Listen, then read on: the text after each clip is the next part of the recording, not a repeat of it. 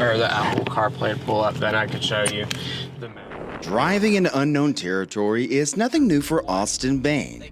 Ironically, as a co-owner of a growing hemp enterprise called Hempies. Look at it now. We have a business that we have 5 stores, and we have our own delivery fleet.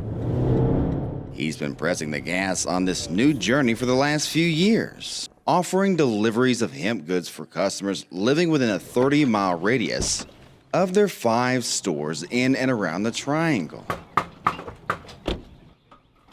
What's up, man? All you need is proof of ID. Awesome, man. I appreciate it. Thanks, bro. If you don't want to leave your house, you can wait as long as you can handle same-day delivery. Since ending a hemp pilot program in 2021, no state-designated agency follows how CBD and hemp products are sold, leaving Bain and his business partners to forge their path to legitimacy. Being able to take one hit off of a vape, it changed everything. I'm a recovered addict, and I have seen cannabis help so many people in so many different ways. Bain credits legal cannabis for kicking opioids and heroin to the curb for good. While he's no medical expert, he tells us the experience drove him to create an option for customers seeking a holistic approach to painkillers and traditional medicine. This one is my favorite. That is our biggest thing, is we want you to understand the product you're putting in your body. At this point, it's folklore. It's folklore medicine. Dr. Lynn Howlett is a biochemical neuropharmacologist at the Wake Forest University School of Medicine who discovered CB1, a cannabinoid receptor policing neurotransmitter activity in the brain during the late 1980s. And it led her to study how cannabis works in the brain.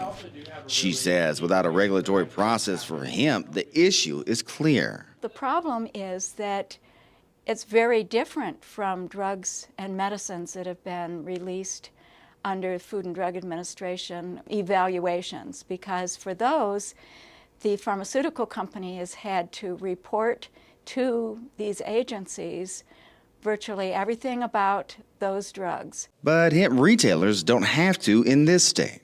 Well, that's, I think, our conundrum right now. Howlett says if the products hemp retailers are selling aren't forced to go under the microscope from the Food and Drug Administration before hitting store shelves, then there are things we are bound not to know about, including what we are putting in our bodies. I think in our culture, people are seeking things for medicinal purposes, and particularly pain relief for chronic pain that isn't currently being addressed. While this 28-year-old doesn't give medical advice, he stands by the belief hemp saved his life.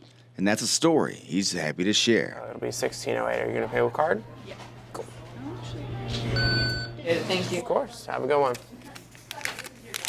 Our understanding of the cash crop grew as we toured inside. For example, this is a singular gummy that is 300 milligrams of THC. 300 milligrams of Delta-9 THC is no small amount. No product on store shelves, such as an edible, may contain THC levels higher than 0.3%. Austin Bain, a Hempies co-owner, says it's critical they be compliant. It is still under the federal and state legal limit. But what would happen if the gummies were not in the legal limit? The answer right now, effectively nothing. That's because no current law exists to enforce it. Even the Hempies website points that out. It states, the products are not evaluated by the FDA, nor are they intended to treat, cure, or prevent any disease. No evaluation and no enforcement, something a state bill circulating in the General Assembly would begin to address. What kind are you looking for? Are you looking for more indica? The North Carolina Department of Agriculture reports nearly 1,450 hemp processors on the voluntary state hemp registry. Good. I'm glad our stuff helps, man. Trust me, that'll help. Currently, Hempies has 5 locations with sales pouring in. Bain tells me this store alone produced $1.5 million in sales last year. It really sells itself, if we're going to talk about it from a business standpoint, sells itself. The state gets its cut too, taxing hemp sales at 4.75%. So it's an 800 milligram Delta 9 syrup. So whether you are in the mood for syrups, topicals, raw hemp flour, gummies, or other goods, this is our biggest seller. all are required by law to have transparent labeling for compliance. We want to have products that allow you to dip your toe in rather than dive all the way in head first. We don't want that. We're like birth